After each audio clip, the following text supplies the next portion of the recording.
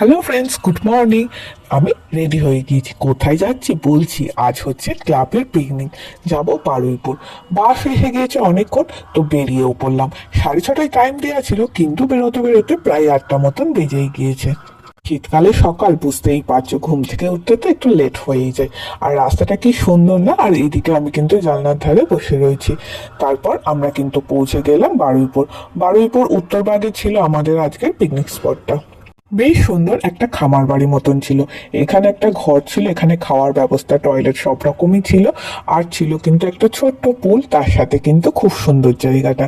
আর প্রচুর গাছপালাও ছিল। আর সব থেকে বড় যেটা ছিল, এখানে কিন্তু প্রচুর ছাগল, গরু ছিল না, ছাগল ছিল। তারপর অনেক রকমের মাছ ছিল।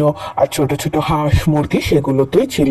আর এই যে ছোট ছোট বাচ্চাগুলোকে দেখতে পাচ্ছি, এইগুলো কিন্তু ফিডিং বোতলে কি সুন্দর দুধ খাচ্ছিল।